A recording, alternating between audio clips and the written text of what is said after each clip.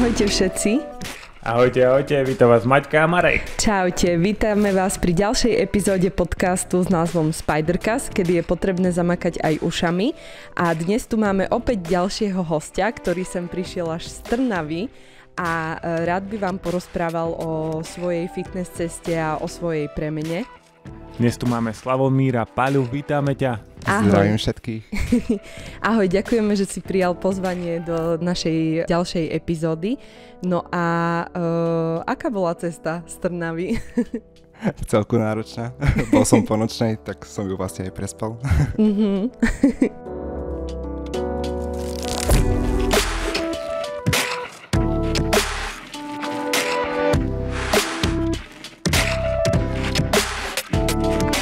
Aby sme tak nejako uviedli poslucháčov, no tak Slavo môže byť inšpiráciou pre mnohých ľudí, pretože schudol 25 kg.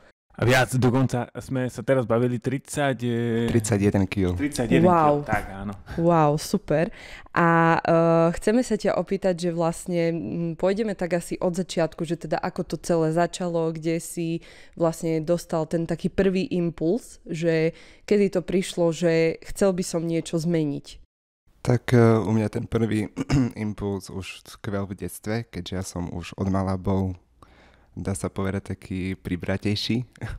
Avšak už počas puberty sa vo mne stále ozývala tá istá myšlienka, ktorá čím ďalej tým viac inkriminovala ako v mojej mysli.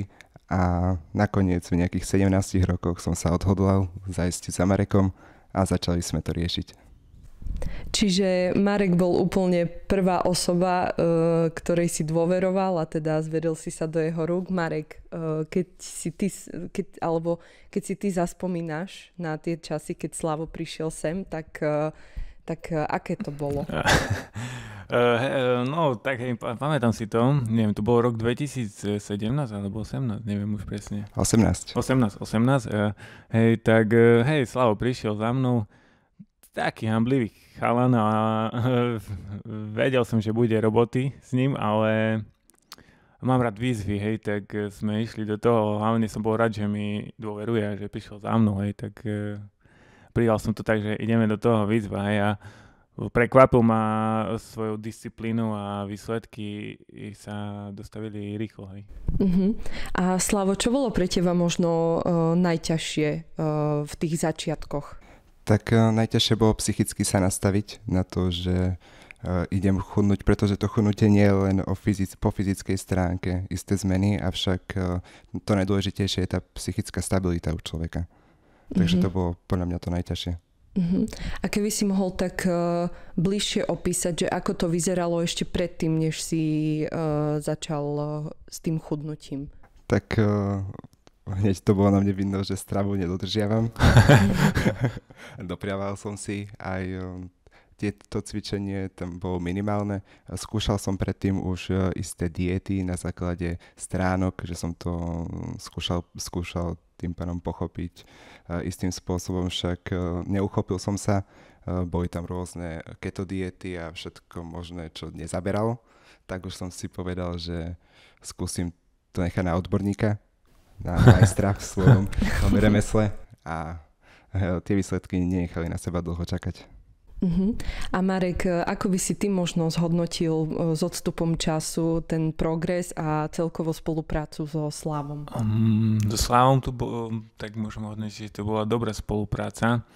V podstate on vôbec nejak neoponoval, nemal ani nejaké také, ja som to tak nebadal, že krízy, alebo to nedalo tak na vonok, on skôr viem, že veľa vecí prežíva sám v sebe, tak som ho spoznal, že je taký, že bojuje v sebe, a takže malo aj rozpráva niekedy, teraz už rozpráva viac, nemáme ho aj tu, tak aj tá osobnostná premena u neho bola veľká, že sa zmenil aj takto vnútri, podľa mňa. No a výsledky mali sme tam, pamätám si, že za 6 tréningov, čo sme spolu absolvovali, zhodil nejakých 7 kg, sa mi zdá prvé, čo bolo také, že wow, najprv tam išla aj tá voda z tela von, aj tak, ale to bol taký wow efekt, že to nás aj hnalo dopredu, No a tak to išlo dole kilo po kilečku, hej, potom stále sme dávali nejaké motivačné pre ľudí aj ako porovnanie, že už schudol 20 kg, 25 a tak ďalej, takže bolo to také motivačné pre ďalších klientov. No a nakoniec to číslo 31, hej, tak na začiatku si mal váhu? 113 kg. 113 a teraz máš? 78. Wow, super. A preto je aj tu dnes, lebo sme ho tu pozvali z toho dôvodu, že on sa drží až doteraz, hej, má tú váhu a je tomu už 5 rokov, hej, takže dá sa tá váha, ktorú schudnete, aj udržať. Tomu sa hovorí aj konzistentnosť, že teda je potrebné v tom aj pokračovať, že keď sme si dali možno nejaký cieľ, tak stále si možno, že ako si aj ty v predošlých epizódach hovoril, že stále je dobré si dávať nejaké menšie ciele a takto ďalej pokračovať. No áno, a Slavo, viem, že ty si on robil veľa vecí a veľa práce navyše, hej? A preto mal také dobré výsledky. Veľa klientom hovorím tiež, že to nie je len to, že prídeš 2-3 krát zacvičiť do týždňa do fitka a že ten zázrak sa stane, hej. Ale viem, že Slavo aj chodil behať, ne? Pomedzi, ak mal voľný deň, tak on ešte cvičil doma, hej. On do toho dával fakt tých 100%, keď nie viacej. Čiže si ešte našiel nejakú ďalšiu aktivitu, ktorá by ťa možno bavila okrem toho fitka? Samozrejme, ako Marek už spomínal, tak ten beh, taktiež bicyklovanie, korčulovanie. Doma som si dával tréningy, aj po týchto tréningoch, keď som mal ešte v sebe štipku tej energie, pretože práve tie výsledky, ktoré sme dosahovali, ma stále posúvali ďalej. Stále ma motivovali k tomu, aby som pre seba robil stále viac a viac. A keď prišla tá zmena, no tak čo na to tvoje okolie, čo na to rodina, kamaráti, určite si všimli, že Slavo sa nám nejako mení. Tak zo začiatku, ešte než som sem nastúpil, o tom nikto nevedel. Zobral som si to len tak, nechal som si to pre seba.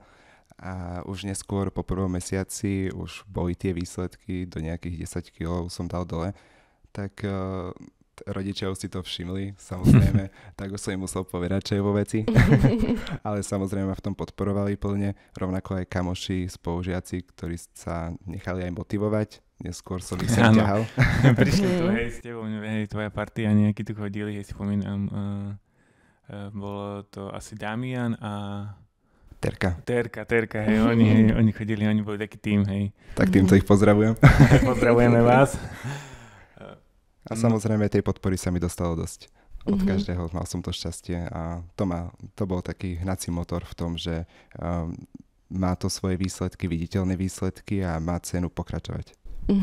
Že teda nemotivovalo ťa len to, že vidíš ten progres, ale je dôležité určite, keď máš okolo seba tých správnych ľudí, ktorí ťa tiež podporujú a posúvajú ďalej. No a potom na oplátku ty ich môžeš motivovať, aby aj oni zmenili ten svoj životný štýl. A toto je na tomto krásne, že sa môžeme všetci tak navzájom motivovať, podporovať, inšpirovať a pokračovať v tej našej fitness ceste.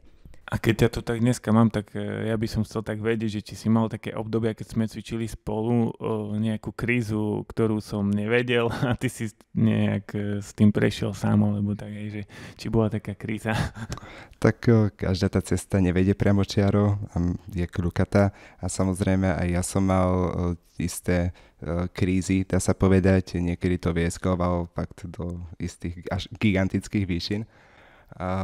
Konkrétne rozprávam o anorexii, preto som už vopred spomínal, že to psychické nastavenie je veľmi dôležité v tom, že človek by mal predtým, ako začne cvičiť, trošku nájsť v sebe tú sebahodnotu a sebadôveru, lebo to sú tie také, dá sa povedať, piliere, na ktorých by sa to malo stavať, na ktorých všetko padá a na ktorých sa všetko stavia. Tým, že ja som na to takto nešiel úplne presne, tak práve tie prekážky ma vedeli viac zlomiť. A no tak veď aj sám si možno videl isté zmeny.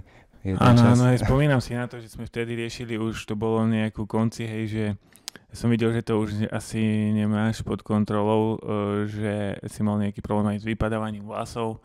Sme sa bavili o tom, hej, potom som už vedel, že toto už je nebezpečné, tak sme tam začali vtedy riešiť, hej, že Ale no, všetko je to v hlave, hej, to bola tá psychika, hej, problém v tom bolo, nebolo to problém nejak v stravovaní, ale už človek sa môže niekedy stratiť tú kontrolu nad sebou z toho, že jak je rozbehnutý, až sa ocitne v prázdnom priestore, by som to tak nazval, a už teraz nevie, kde je ten východiskový bod, hej, že proste sa väzie na tej vlne chudnutia, až je to nezdravé, dostane sa do takého štádia, hej. No presne tak, u mňa to bolo tým, že rýchlo sme na to celkovo skočili, išlo nám to super a stále som hľadal viac a viac a viac a tým pádom, keďže už som sa pohyboval v tých nižších váhach, išlo to ťažšie, tak som si to snažil kvázi uľahčiť týmto, že obmedzím trošku stravovanie, zvýšim to cvičenie, párkrát už mi sem tam aj tu bolo zle, že sme museli prerušiť cvičenia. Hej, si to začal upravovať aj akože sám aj takto, lebo chcel ešte lepšie výsledky, hej, a nakoniec tak hovorí, že aj bolo mu aj zle a bol vyčerpaný, hej, išiel až na to dno a hlavne čo si sa cítil určite psychicky zle. Hej. No samozrejme, ide to v ruke a po tej zdravotnej stránke sa to hneď aj odrazilo. S tým, že mi začali vypadávať vlasy, mal som problémy so zubami, taktiež nechty sa mi začali lámať, aj tá pokožka bola nezdravá. Čiže bolo podvýživé. Áno, vyzeral som dosť choravo. A teda každý si to všimol, samozrejme, každý mi to hovoril, avšak nejako som to neuchopil, tú myšlienku, že stále som si išiel tou vlastnou cestou, až kým sme nejako to nedali do tej normy. No a kedy prišiel ten zlom, že ty si už to zmenil, že to už je zlé? Že... Ono, u mňa to šlo veľmi pomaly. Kým som si to reálne aj začal uvedomovať, aj napriek tomu, že mi to každý rozprával, že už vyzeráš nezdravo, už prestaň cvičiť. Samozrejme, oni si mysleli, že to je tým cvičením. Taktiež už si veľa ľudí všímalo aj v domácnosti, že málo jem. Teda ja som fakt málo jedol raz do dňa. A bývalo mi zle a už proste nejako som to už nedával, avšak prišlo obdobie, kedy som si povedal, že stačilo, že už fakt som sa videl v zrkadle a pri pohľade do zrkadla som si povedal, že to nie som ja. Tak už vtedy som začal teda jesť aj to ako ten postup toho, ako som sa opäť k tomu dostal, k tej zdravej ceste, bol opäť náročný, pretože bol problém začať opäť jesť. Hej. Áno, potom viem, že ja už som asi s tebou nebol v kontakte a ako si to riešil? Si mal niekoho odborníka, kto ti radil, či už si tú stravu vedel ako na to, len proste potreboval si ten čas? Tak odborníka som nemal. Ja som tú stravu pochopil hneď potom, ako si mi spravil isté jedálničky, že na čom sa to odvíja, čo je dobre jesť, keď chcem pribrať, čo je dobre jesť, keď proste chcem chudnúť. Vedomosti si mal, len si ich len som ich nevedel aplikovať do praxe a už potom som si ich aplikoval a už to šlo opäť tou dobrou cestou.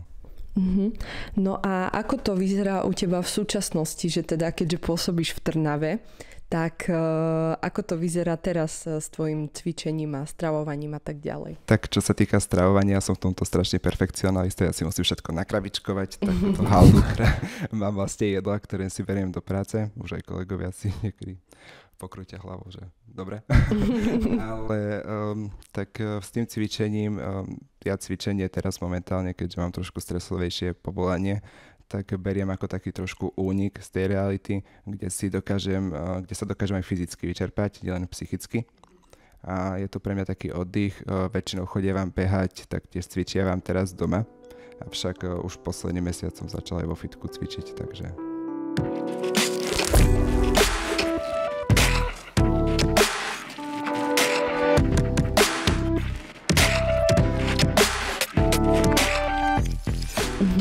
No a aby sme poslucháčov uviedli, tak Slavo študoval v Prešove záchranára, no a teraz ako záchranár pôsobí aj v Trnave. No a ako možno, že aplikuješ to cvičenie a toto všetko aj do práce? Tak to cvičenie mi dalo strašne veľa v tom, aby som teraz momentálne neskončil na vozíku. Pretože častokrát mávame pacientov, ktorí sú značne imobilní, nedokážu sa pohnúť a treba ich dvíhať. A samozrejme tou správnou technikou, aby sme si ušetrili kríže. A to cvičenie tu nám mi dopomohlo využiť tie poznatky práve v tej praxi. Či už ide o nejaké úkony, alebo práve o ten transport pacienta, ktorý fakt sa nevie pohnúť. A častokrát mávame pacientov, ktorí sú trošku, majú trošku nadváhu. Tam niektorí majú až nadváhu, že musím volať hasičov, lebo niekedy s ním nepohnem ani ja. Ale... Takže to sú stovky kil, hej? No. Asi koľko tak najťažší pacient mohol mať? Tak toho najťažšieho asi tých 150 kg. Wow. No a iné je určite dvíhať živú váhu a iné je dvíhať činky, že je tam dosť veľký rozdiel. No, samozrejme, činky nekričia. ale samozrejme, je tam rozdiel, je to ťažšie ako dvíhať činky, lebo telo sa prirodzene stále hýbe, stále si pacient, keď ho niečo bolí, hľadá tú svoju polohu. Čiže aj keď mu poviem, že teraz sa snažte trošku na chvíľku nehýbať, tak on sa aj tak, tá bolesť ho prinúti sa pohnúť a to by značne sťažuje to dvíhanie. Nielen mňa, ale aj kolegovi samozrejme. Nie som v tom výjazde sám, čiže niekedy to je také dosť náročné. Keďže ty si každý deň v kontakte s ľuďmi, ktorí majú tie pohybové problémy alebo nadváhu, tak vidíš, nazvime to také to utrpenie tých ľudí, hej, ako sa trápia. Ako prežívajú oni to, že tak vnímaš tú nadváhu alebo tú neschopnosť hýbať sa a majú ten problém, hej, s tou nadváhou príklad, hej? Áno, tým, že to vidím každodenne, ako si to podotkol, tak o to viac si ja uvedomujem, aké šťastie mám, že sa môžem hýbať, aké šťastie mám, že môžem meniť svoje telo, môžem cvičiť, môžem si vylepšiť zdravie. Väčšinou je to tak, že práve tí imobilní pacienti tým, že nemajú dosť pohybu, tak sú značne obézni a s nimi je ten najväčší problém. K tomu sa taktiež, k tomu dosť prispieva psychika pacienta, dosť sú takí, dá sa povedať, majú dosť depresívne stavy, úzkosti, čo samozrejme dosť súvisí s tou imobilitou a tá obezita zase ovplyvňuje ten zdravotný stav a teraz sú náchylnejší na isté ochorenia. Uh-huh. A čo sa týka veku tých pacientov, tak sú to skôr starší pacienti, alebo... Ono vekovo by som to možno ani nedefinoval, pretože na základe veku sa neodvíja práve tá hybnosť pacienta. To znamená, že niekto sa už narodí s poruchou hybnosti a tam už sa to stále nabaluje. Je to taký, dá sa povedať, začarovaný kruh, že jednoducho on s tým nedokáže toľko spraviť. Na druhej strane málo ktorý pacient by si uvedomoval, že môže stále ovplyvniť to, ako vyzerá tou diétou. Hej, oni väčšinou tým, že majú tie úzkosti a tie depresie, tak sa prejedávajú a stále to ide dokola. Ten začarovaný kruh je to, áno. Čiže najlepšie je v podstate, pokiaľ ide o nejakých starších ľudí, tak niektorí môžu možno, že potom aj ľutovať časom, že prečo som nezačal skôr. No samozrejme, ale tak nejde o to, tak nechcem zase od 60-ročného pacienta, aby šiel o barle do fitka a zdvíhal ťažké váhy, ale si myslím, že také tie prechádzky, každodenné prechádzky urobia veľa. Že fakt, neviem, upratanie domu, nejde tu o cvičenie ako také, ale o ten pohyb, ktorý samozrejme pacientom len prispieva. Čiže skôr to nedefinovať vekom, ale skôr sa hľadiť na to, že keď už si človek uvedomí, že je niekde problém, tak začať i hneď. Tak, ale tak nefunguje to takto, bohužiaľ. Alebo respektíve nie v každom jednom prípade to tak môže fungovať. Takto. Tak ja už som aj stretol jednu pani, čo napríklad bola po cievnej. Ona nedokázala chodiť nič, proste nevnímala, nedokázala rozoznať predmety a ona zabojovala. Ona je brutálna motivácia pre mňa, pretože teraz ju vidno každú nedeľu práve v tej Trnave, že chodí už o barle. Predtým sa nedokázala pohnúť, predtým nedokázala nič. Bola taká, ja to volám, že úvodná zeleninka, že jednoducho ani obraz, ani zvuk, ale už vie rozprávať, učil ju na novo rozprávať, čiže ona zabojovala v 50 rokov. Wow. Čiže isto o ten vek nejde. Čiže tam je dôležitá hlavne tá pevná vôľa a stále sa hľadiť na ten cieľ a určite aj podpora okolia je najdôležitejšia. A stále mať na mysli, že vždy môže byť lepšie. Presne tak. Takže z každého blata sa dá výjsť.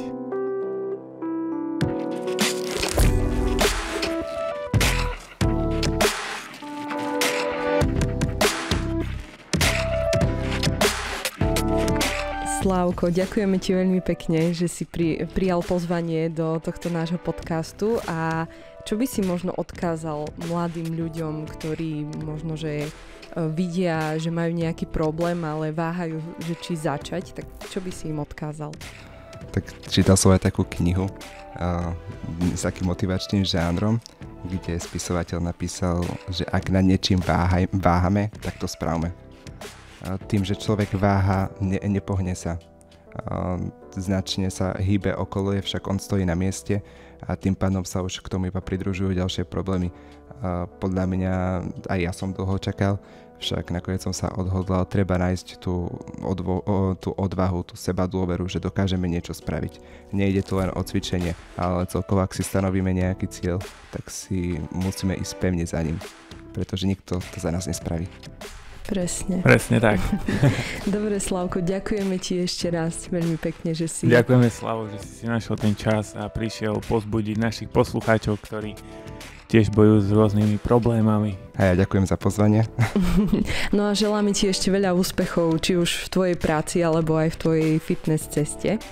No a vám, milí poslucháči, ďakujeme za počúvanie, no a počujeme sa pri ďalšej epizóde podcastu. Čaute. Čaute. Ahojte.